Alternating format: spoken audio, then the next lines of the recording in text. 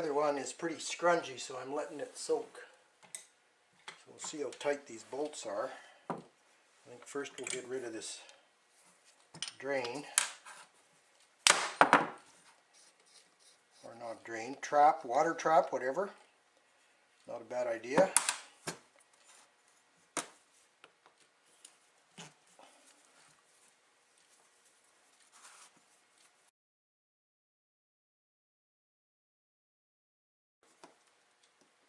What I don't like about using this type of carbide, it doesn't have the sidewinder main jet holder, banjo, or some people call them. Not bad. Surprisingly good, in fact.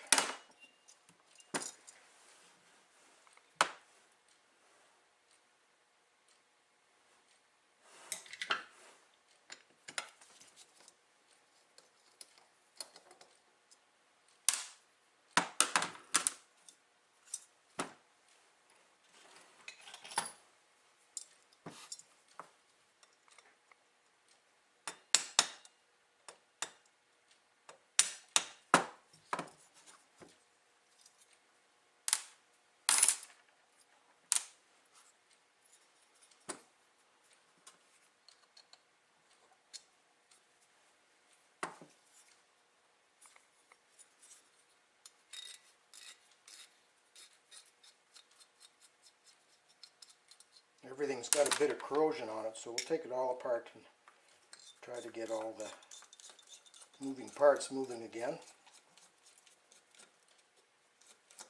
The idle air screw has a little spring you got to watch for. There. No, not bad at all. Maybe there's even been a little bit of water in here.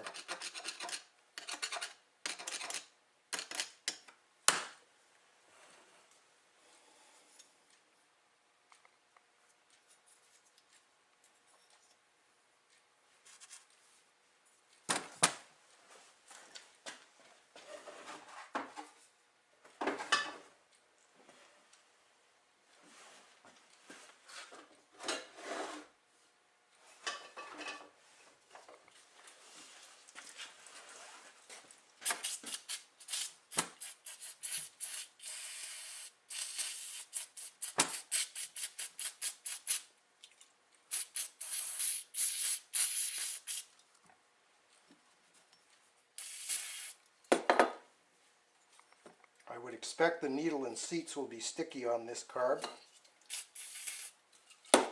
Being a stingy type, I'll see if we can make them seal up.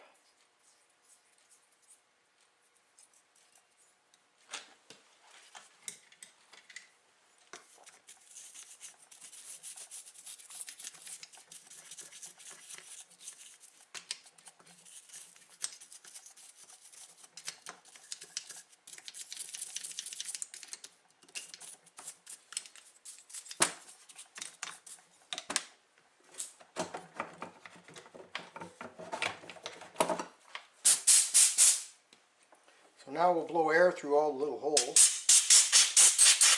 at the risk of polluting ourselves with carb cleaner, brake cleaner.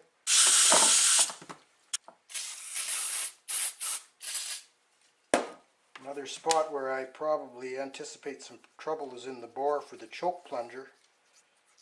It's bound to be a sticky spot.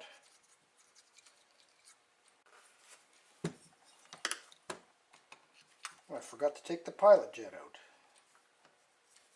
If anything's guaranteed to be plugged up, it would be the pilot.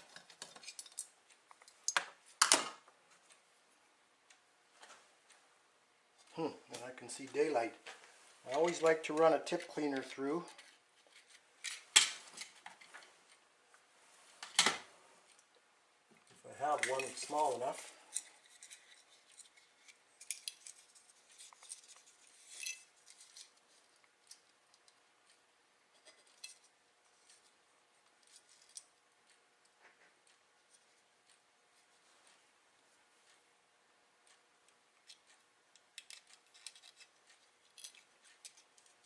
Without removing too much brass and enlarging the valve, the jet.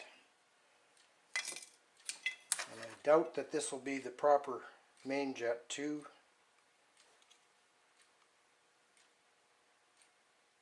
$185 in an XLT, I guess.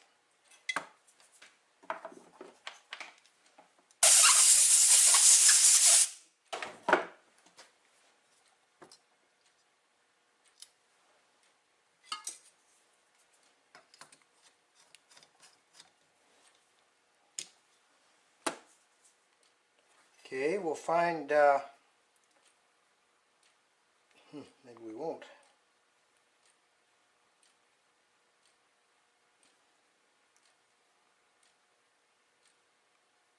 Let's see, we'll find a couple main jets closer to what we want, probably 300s.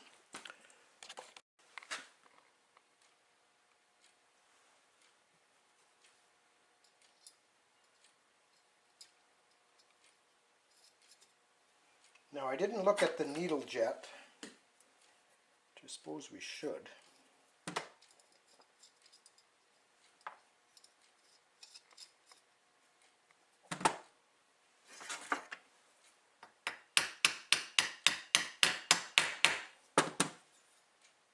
Not coming out very easy.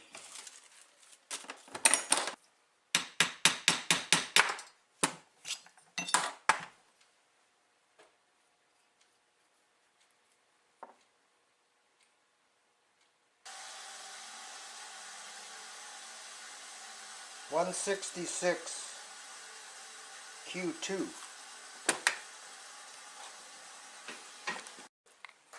According to the manual, these needle jets would be slightly leaner than what came with the 440TX. So because we're not trail riding this lead, I think we'll be okay.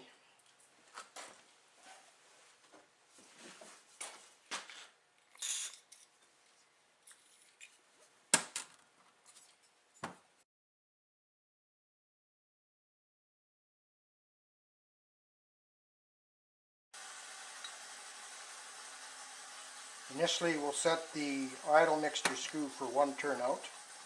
It just occurred to me I didn't even look at the pilot.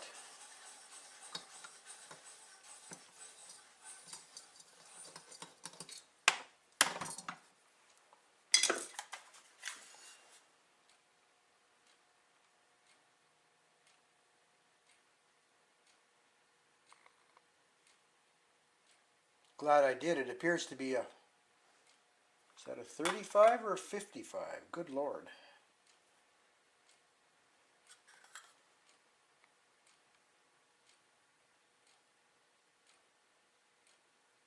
35. Back to the book, we'll see what they recommend. There's a 30. See if we got a couple 30s.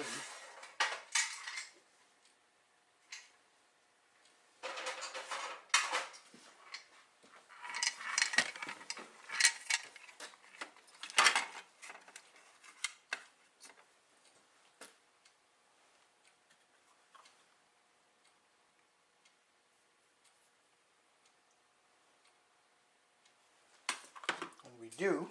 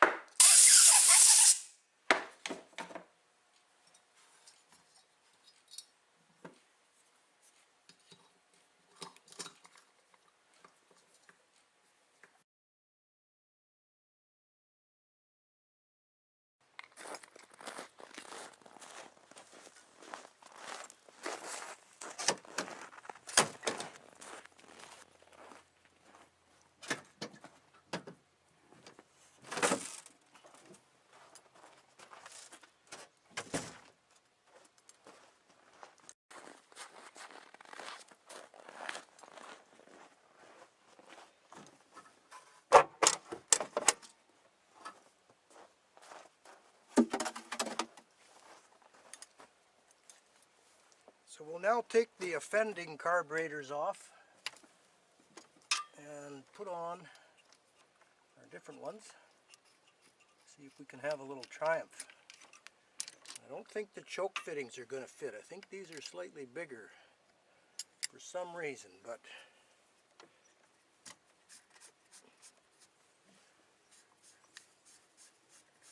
I'm going with the same slide and needle setup as that is what worked with the other 197 carbs. So.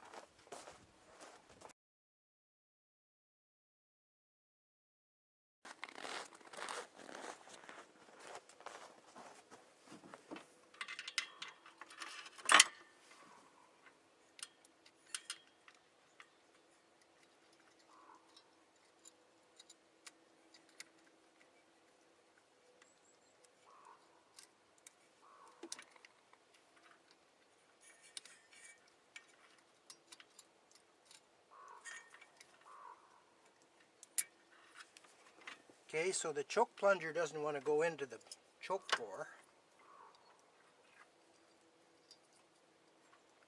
As I thought there was some corrosion in there. Once they're in, they're probably all right, but I think we better give that some attention.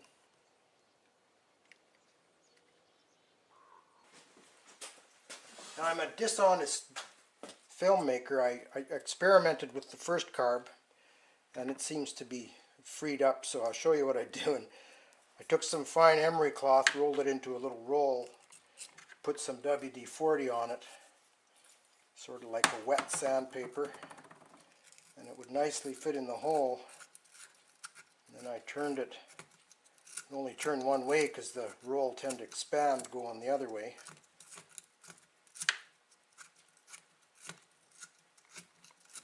Now, because it's sandpaper, we're introducing grit into that carburetor, which makes me nervous. But I'm thinking, if we plug the exit hole for the choke passage with our finger and put air in the entrance, the only way that'll go is out, the debris. That's my theory.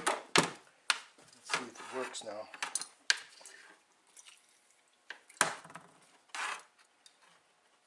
There, much better. So we'll do a little pre-adjustment on these chokes before we take it out. I brought the whole cable with me.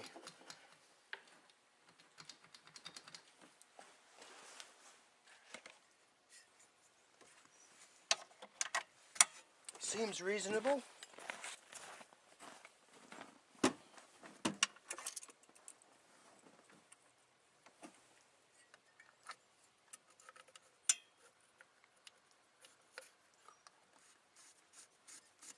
Because these are different carbs with different slides, I'll have to do a quickie carb sync here.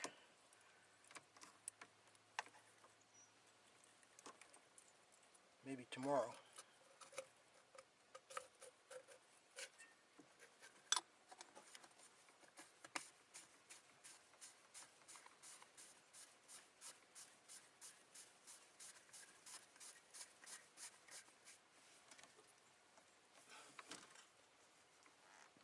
I forgot to pressure check these needles and seats, so we could have a big leak situation.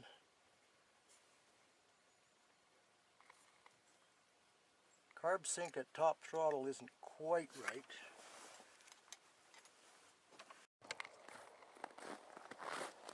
Okay, carbs are on.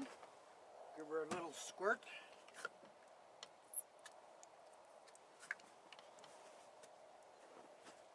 Here's hoping.